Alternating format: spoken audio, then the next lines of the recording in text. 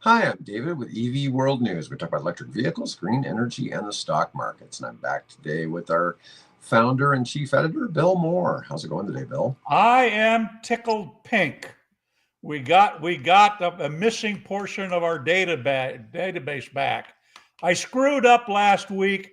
I left out 10 in a database delete query and lost 3 years worth of work. Wow.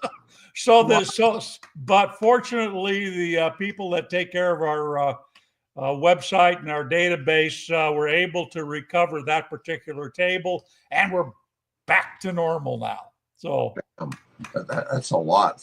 yeah. 3 years. I mean, you think about it, most EV websites aren't 3 years old. Yeah. You know? 3 years worth of work. Now, 90,000 entries in that table. wow. Was it like 2001 to 2004, or was it the last 3 No, years? it's 2022 to 2025. Just It's the last 3 years. yeah. Yep. My bad. I just typing away. Yeah, delete this particular. I only wanted to delete one file. Well, And I ended up, because of the way the query was written, I ended up deleting, like I said, 90,000 entries. yes. Well, that's not good at all. All right. Let's talk first about this. Who is the story from? Energy Reporters, an online publication called Energy Reporters, said these numbers will shock every driver. Landmark study reveals gas cars last 12 years, while electric vehicles average just 3, sending shockwaves through the industry. Disturbing study reveals gas cars last 12 years, electric only 3. Yeah, and that's really odd. That really odd. That alerted my clickbait flag. Okay, what the heck are you talking about? Because we know that the chassis of the vehicle itself is just put together a normal way you manufacture a car. If a car is going to last, gas car or EV car, that chassis part of that car is going to last as long as the other. What the concern is, of course, is that, oh my God, the battery going to die, and after 3 years, and I'm going to have to move on and find another car. And why would I want to do that? They're already flat baloney. And it turns out what they were doing was comparing apples to oranges, right? A person will keep, when they buy a car, they will keep their car on average a little over 12 years. But because of the pace of the change in EV technology, from when my Fiat 500e came out in 2015 to when Chevrolet produced my Bolt, technology progressed immensely. So where my Fiat would get only 80, 90 miles of range, this weekend I plugged my car in to charge it up, and you know what I saw for range? 291 miles. Is your car even supposed to get that originally? No. It was supposed to get about 250 miles range. But that's just because of the temperature and the way I've been driving, so on. So those are caveats. Mm-hmm. But that shows you so if I want to, the pace at which the technology of EVs is progressing, people that can afford to upgrade, do it, right? Fortunately, I was in a position I could. Well, in a way, I had to upgrade because our other car died, but that's another story. Not the Fiat. The Prius. So anyway, we upgraded. So that's what's going on. So they were saying in this article, implying that electric car is only going to last you 3 years, where if you buy a gas car, it's going to last you 12. Bull hockey. You're going to upgrade sooner because the technology is progressing at such a pace. We've got, what was the Lucid we talked about last time is doing over 700 miles now in range. Yeah. Right? That's the pace of technology that's happening. Charge times are getting from hours to minutes. We're dang near seconds now. Yeah, I don't know if we'll You get know? that. Electricity So, can only go so fast, right? yes, right. But I was interviewed for a story last week, and this guy was telling me that in California they've had a rash over the years of people stealing Prius batteries because the Prius batteries are so expensive for the electric motor or for the the plug-in hybrid. And how in the world can you steal a battery out? What do they do? They got to steal the car and put it on a lift, right? Well, now wait a I minute. don't On know. the plug-in, they may have it still. They may have put it where the original nickel metal hydride battery was. But even that's a job. That's like a chop shop type job. It's not Well, like maybe it is. Maybe it is. But you don't roll under it with a underneath and cut away the catalytic converter, right? right. And from somebody's driveway. You got to take that whole dang car to do that. Yeah. Well, I'm just telling you, it was kind of funny because like I wasn't aware of that, but he brought it to my attention.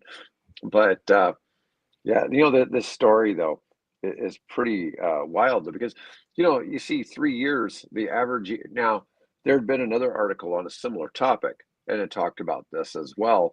But the average EV owner only owns an EV for 3 years, but most that's because they're leased. Because they're leasing, right? Yeah, it has something to do with the tax credit here in the U.S. Almost everybody leased, and a 3-year lease is pretty typical, and that's why you've now got all kinds of used Teslas coming available. Because it used to be 3 years ago, it was pretty much all that was selling. And anyways, so they're starting to come off lease now in droves, and but it was also saying that the average gas car had a life of 12 years if it was in commercial or overall, but if it was a private user, it was like 13.6. Oh yeah. So apparently the average person doesn't sell their car very often. No, because it takes you what, 5, 6, 7 years now if you finance it to pay it off. So you might as well drive it as long as you can, to make that up.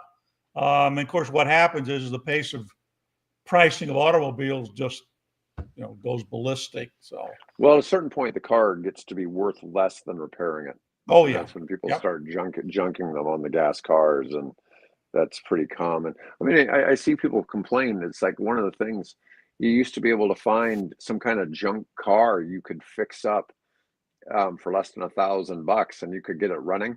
And that kind of thing. Cars are just too complicated now, to be able to have something like that much anymore. But let's segue from that right into. So bottom line is that was a very deceptive headline, and we should recognize it for what it is. Those guys should hang their heads in shame for using that to knock the advantages of electric vehicles. So anyway, okay. I get so many comments on videos that are just going through. They just hit this punch list. It's like EVs aren't reliable. EVs catch on fire. What if your EV explodes? It's like I've never heard of an EV exploding. No. Okay, and that's the one that always gets me. It's like exploding EVs. Yeah. I mean, I've seen it in an AI video before, but I've never seen it actually happen. Yeah. But it's just funny to see that. And then we've got this other article on when will gas cars start disappearing from your state. Now, this is kind of interesting. Yeah. So there are 285 million cars in the United States. Every year, 15 to 16 million new cars are sold, and 12 million exit the road permanently. So every year, there's about 3 to 4 million new cars. So in theory, when we get to 4 million new EV sales per year annually, that's when the number of gas cars begins to decline. And that's when approximately 30% of cars are EVs. And that's and we're nowhere happening. near that at this point. not for the whole country. Right. But it's interesting though to see this chart. And Yes. I had looked at this actually last week. I had seen something on this topic, but California, it's this year. California is at the peak of gas cars this year. In 2026, we got states like Washington, Colorado, looks like New Jersey over here, where next year will be the peak of gas cars, and then you'll slowly start to see fewer and fewer gas cars on the road. Now, what's interesting is where Bill and I live, which is in this big belt right here. smack in the middle. Yeah, it'll be more like 2033 to 2035. And that makes sense. We really don't see a lot of them around here. But you even look at some of the surprising states, Texas and Florida, both 2030. Michigan, 2030. You know, one that surprises me is Missouri. It must be because it was Kansas City and maybe St. Louis, large metro areas. Yeah, that's probably it. Yeah. 2032. Yeah, yeah, I guess some reasoning why it would be a little sooner. I mean, Minnesota 2029, Maine 2029. Yeah. Alaska 2032. Yeah, it's just a matter of time. It's like people keep saying, "Oh, EV sales are declining." It's like, no, they're not. And globally, no. I mean, here in the U.S. a little bit, but they're still out there. And with this glut, well, not glut. That's a bad. I don't want to use that word. With this tsunami, maybe it's a better word. Anyway, of cars coming, EVs coming off of leases. What is it, 1 million cars over the next couple of years coming off of leases and available in the used car market? We're gonna see more of them. All right, so let's see what we got here. We got this interesting article. Oh, can I touch on one thing? Oh, go ahead. Yeah. We were talking about the fire. Of course, I have an EV. I have 2 EVs, and I got 5 electric bicycles. All examples of which, not mine, thankfully. Example of which though have caught fire for various reasons. So last evening, the local EAA, Experimental Aircraft Association chapter, of which I'm a member, we were having a picnic at Millard Airport inside the hangar. And the guy walks up and makes an announcement. I just want to let you know that there's a car on fire. There's a vehicle on fire, and it's and I didn't hear what make it was. And holy crap. Hopefully that's not my car because it's an EV, right? And of course, the early bolts had an issue with fire, from the battery. So I go walking down the fence line and I look. Okay, my car's there. My car's fine. And I don't know what he's referring to, because you would think if there were a car fire in one of the vehicles parked in the parking lot, you'd have a fire department there. But no, there's nobody. So I don't know where he was referring to, what he's referring to, but it was not my car. Maybe they drove off. In a car that's on fire, right? Yeah. I saw on Reddit this morning about Omaha, there was somebody took a picture of a dump truck that was smoking like crazy, and people were saying it's either one of the brakes is locked up or he blew a head gasket, one of the two. Oh yeah. And but they were showing it. It's like, well, you could think it was on fire, I suppose. It's pretty close. It's pumping out smoke. A lot of smoke, yeah. Yeah. Usually where there's smoke, there's fire of some sort. It may not be the type people really think of, but all right. Yeah, speaking of that map, by the way, over the weekend, of course, we were celebrating my wife and I, our wedding anniversary, and we had dinner with my sister, and she was thinking, well, we'd like to kind of retire someplace.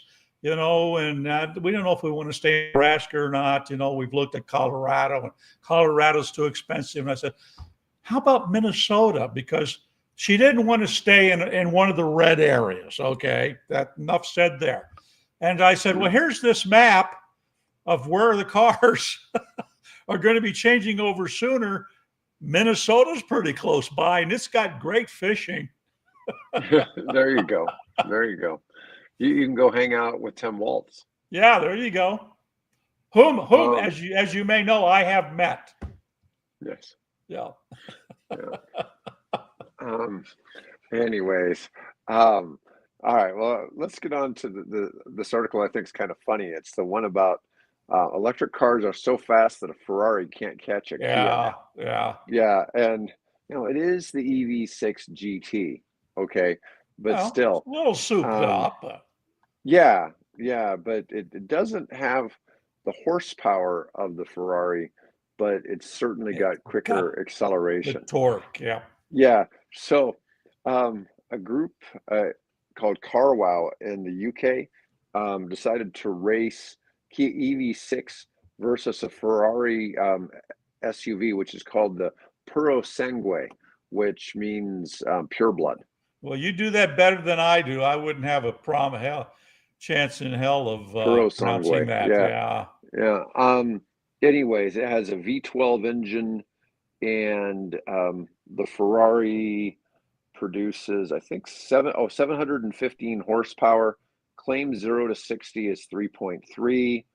The Kia has 641 horsepower and 568 torque. But its 0 to 60 is 3.5.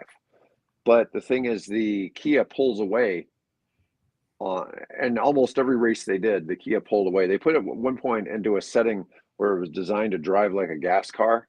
And in that setting, the Ferrari beat it.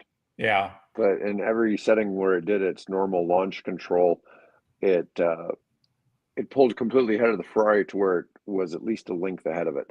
Yeah. But the Ferrari would eventually, it would keep the Ferrari behind it run after run. But the Ferrari's supposed to be able to outrun it. In theory. Probably over maybe a different driver, possibly. Yeah.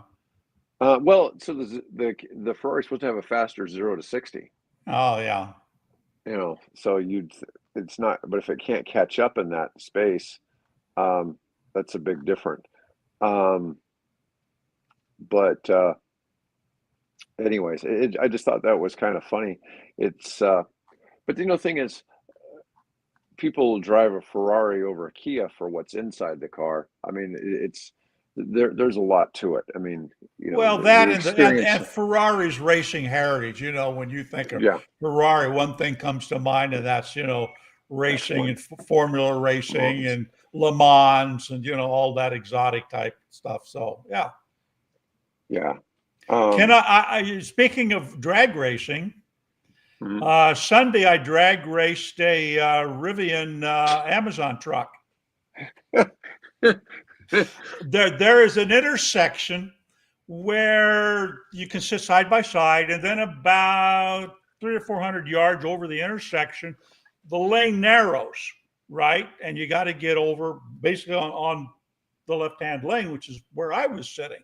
And so the Rivian truck comes up behind me and sort of edges ahead, and I'm thinking, okay, I know what you want to do. And the light changes, and he did want to do.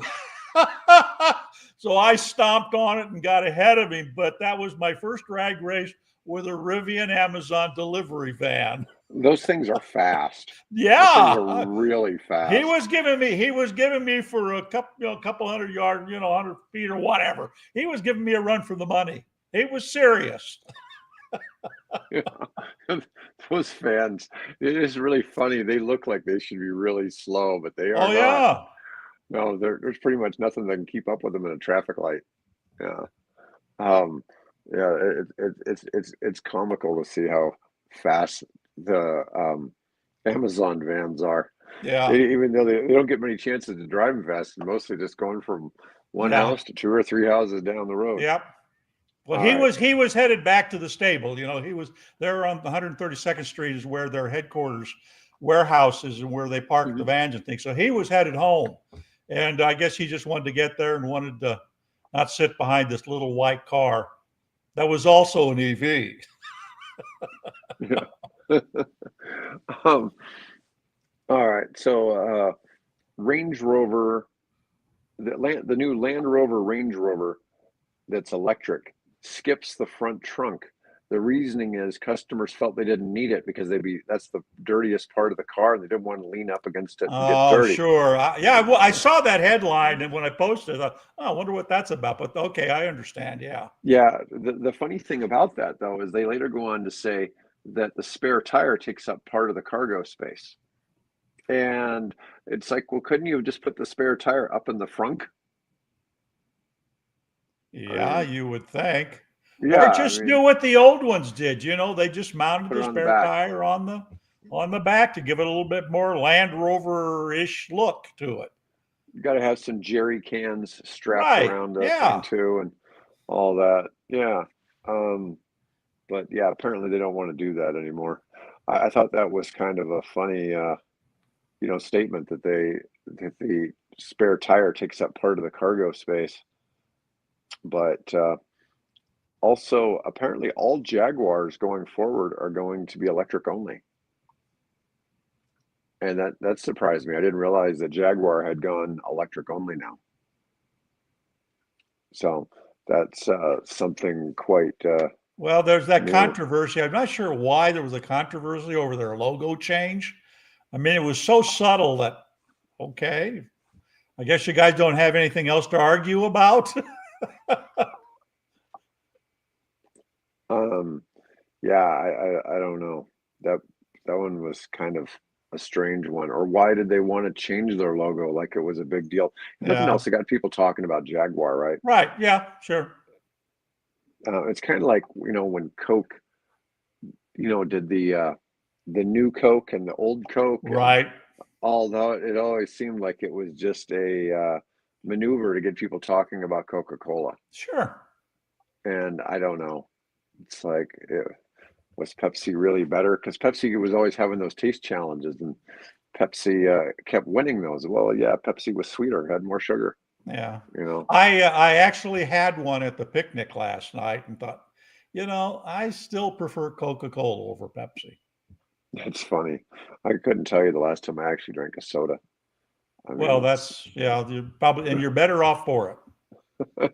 yeah. Um, anyways, but yeah, I just thought it was an odd discussion. One thing, Range Rover says they're not directly competing with the Mercedes G580, which is the electric Mercedes G-Wagon. Right. They say that they're not doing it because this is still a Range Rover. It's not really an EV. There isn't another EV out there that can do what the Range Rover does. Not at this level of off-road ability with this type of luxury. It's Yeah. like, well, I don't know. I don't. I've known people who own Range Rovers. I don't think they were actually driving them out in the country, But that's different, Who knows? Well, it's the the aura, I guess it was, or the halo that comes with it, a tough African, safari vehicle kind of panache. And hmm I could, I guess I wouldn't mind having one. I don't need it, and it's not electric, but yeah, they're just that sort of Hatari. Remember the old John Wayne movie, Hatari? That's, hmm God, that goes back, what, the 50s? But that's kind of I'm a tough Teddy Roosevelt kind of a, guy that I Yeah. drive a big muscular vehicle capable of going anywhere, over rocks, stones, rivers, you hmm name it. Hey, I did see an interesting video this weekend. The only motor car to cross the Darien Gap. Do you know what it is? The No idea. Chevrolet Corvair Hmm. was the only motor car to cross the infamous Darien Gap between Panama and Colombia, because there's no roads there. And they did it. They forded rivers in those things. They climbed hills with those things. They started off with 3, and then support vehicles. None of the support vehicles made it. One of the vehicles apparently wrecked while it was there, slid into a boulder or something. But 2 of them actually completed it, going across the Darien Gap from Panama to Colombia. Chevrolet Corvairs, 1961, 62 era, that period of time. I was under the impression there wasn't really an actual path that you had to like take a ferry around. Yeah, yeah, exactly. That's how most people go. You have to. This was the first and only, apparently, to mine, according to this video that was done fairly recently, the only one to actually make it. They had to have. I think there was a bulldozer or something that maybe cleared some of the underbrush for them, but pretty much did the whole trip eventually with no support vehicles. So. Let's see. All right. So this is kind of interesting, and I'm not sure what the metrics are on this, but the Lucid Air is the best-selling luxury EV in the United States. Yeah. Now, I don't know what the competition that they're competing against in this space is. Now, the Air Pure is the car we talked about the other day that had hit 749 miles. Right. On a single charge. It was set in the Lucid Air Grand Touring, which is rated for 512. On the WLTP scale, it's rated at 597 miles, but they were able to go 749. They did some hypermiling, obviously. Yeah, obviously they drove a little slower, probably. But according to second quarter sales data, from Kelley Blue Book, the Air is still America's best-selling luxury SUV or EV. It sold 2,630 Air models, which is 10% higher than the previous year. Their sales are up 17%. Tesla only sold 1,435 Model S during the quarter, 71% fewer than it did the year before. Tesla Model S sales are down in the US 70% for the first half. Now, Porsche Taycan sales were up 32%, but that was only 1,064 of those. Other cars they classify as luxury EV sedans, the BMW i5 and the Mercedes EQS sold 820 and 498, and they've had declines. So the Lucid outsold a lot of gas-powered vehicles in its segment as well. That's kind of interesting. Yeah, it's good for Lucid. It's good to actually hear some good news out of that company. Yeah, and did you see that they have actually produced their first Saudi assembled? I don't know between a manufactured, which would be the whole process, and assembled, which would be another part of the process. It's assembled. Lucid delivers first Saudi assembled EVs for diplomatic use in 19 countries. Yep. So that's cool. Cool to see, really. Yep. Let's see. I don't know how many they really produced. They're upgrading the site to eventually have an eventual capacity of 150,000 units per year. Now, I'm assuming a lot of those got to be Gravities. Maybe not these ones. They're going to make both the Air and the Gravity at the King Abdullah Economic City. That's just, I can't imagine that they'd only be selling the sedan. No, in fact, didn't I see something where they're planning on coming up with a third, less expensive model, I think? Yeah, they're gonna follow the Rivian model and keep making cheaper and cheaper SUVs. Yep. Yeah. How much water? It depends on how the cooling structure is of the facility, because obviously the water is part of the cooling mechanism. But I don't know. Can It's that be, probably a can pretty that be, conservative yeah, number. can that be recycled? Do they run it through cooling towers and Yeah, capture it and reuse it? I don't know. yeah, and I'd imagine they can use gray water for that too. Hmm. So, um, yeah, yeah, that's a question I can't answer.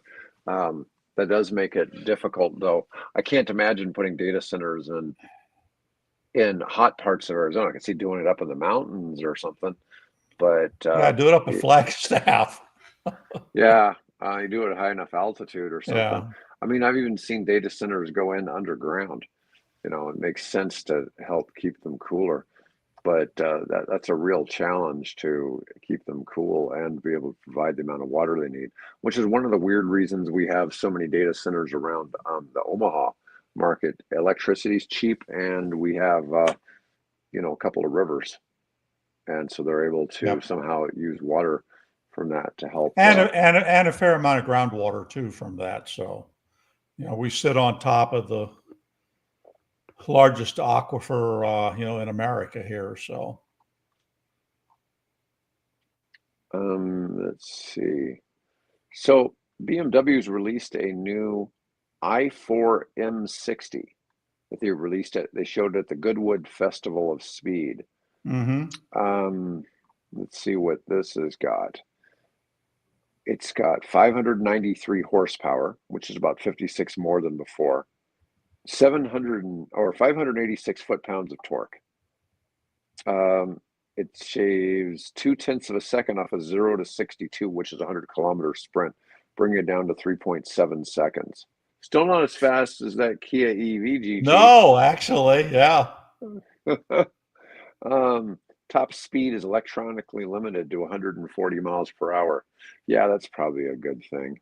Man, you know, occasionally you hear about somebody going 100 plus on Dodge here in Omaha, or Yeah, something crazy. Somebody there got was pulled over on Highway 370 for going like 125. there was some guy on a motorcycle, I think, that was going down 13th Street like 100, well over, I think it was like, I can't remember the number, so I won't say it, but it was way, way faster than it was supposed to be going. Way faster. Yeah, that gets a bit surprising. Um, Let me see. So the BMW i4 M60 is officially here. So apparently somebody can run out and order one. Doesn't even give you a price. Yeah, I guess if you can afford one, you don't need to You ask. don't need to ask, yeah. Yeah, Hey, so hey, by the way, we're going to boost Omaha here. LinkedIn has selected Omaha as the 10th best city in America for economic growth and opportunity. oh, that's kind of interesting. Yeah, I guess it doesn't really surprise me, because during the economic downturn from like 2008 on, Omaha was like ranked number third most stable yeah, cities in the country, because um, the recession wasn't as obvious here because of the type of jobs here, right. and because we had a lot of sort of recession-proof jobs in Yeah, insurance and financial services, medicine, and insurance yeah. are the three big drivers. Yeah, if you go to a lot of places in the country when there's no jobs available, the jobs that are actually hiring are usually truck driving and nursing. Yeah. There's always a shortage of those two spaces, no matter what it is. But other occupations, not so much, you know. So let's see. You had an article on cycling can be 4 times more efficient than walking. Did you Yeah, read this this one? I've really found that fascinating. Yeah, so it's not really, necessarily has to be an electric bike. Um, let's say you're facing a 5 kilometer commute to work, but you don't have your car and there's no bus route. You can walk for an hour or jump on your bike and arrive in 15 minutes, barely breaking a sweat. particularly if you're depending on the terrain and if it's electric assist or not. So yeah. Right. There are 1 billion bikes in the world. It's one of the most energy efficient forms of transport ever invented. I used to consistently ride a bike about 20 miles a day, just for exercise, Right. not to go anywhere. Just went in a big circle. But, it's interesting kind of to see because obviously Omaha is not real conducive for bicycling. And it would be nice if, Yeah, it's not. Hate to disappoint you, folks. It's not flat here. It's rolling hills. Well, it's more of what we talked about before, why people here all drive big vehicles because everybody else is driving big vehicles. It doesn't seem safe to be in something small. But anyways, bicycle's pretty simple vehicle, but that's fascinating that you get 4 times as much efficiency from bicycling, but it makes a lot of sense, I guess. You see people even doing scooters, the ones where they just, or a stand up. skateboard. Right. Yeah. Stand up. Yeah. I know what was interesting when I traveled on the little train down in Southeast Florida, there'd always be people on there. They'd be carrying a skateboard, a bike, or they'd have their own scooter with them. And, they just haul it down to Miami and they might use that as their way to get around once they got down to Miami. Yeah. And I thought that was pretty efficient. Let's see. Oh, you know what? I really didn't have anything else for today, Bill. It's kind of a short day. Yeah, that's okay. We touched on the big things, and we see a Kia is quicker than a Ferrari. I mean, what a Ferrari purebred,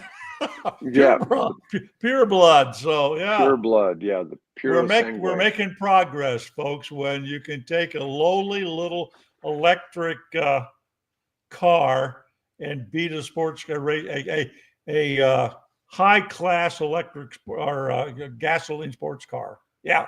Yeah, I used to be amazed when I lived in Memphis. My office was by these guys who were always making these custom bikes, but there were ones that they were more like a recumbent bike, and you sat really low on them, so your legs would be like straight out. Right. And but these guys at the traffic lights, they just took off and left all the cars behind.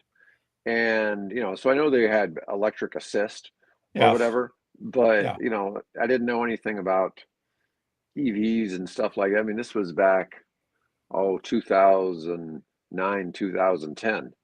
These guys were doing that. And they're just they just take off like a shot on that thing. It was really impressive to see how fast those bicycles went. Yeah. And, how fast they go through the traffic light and all that. Anyways, well, folks, thanks for watching today. I'll be back everybody. with Mike tomorrow and Bill on Thursday. Otherwise, everyone, have a great day.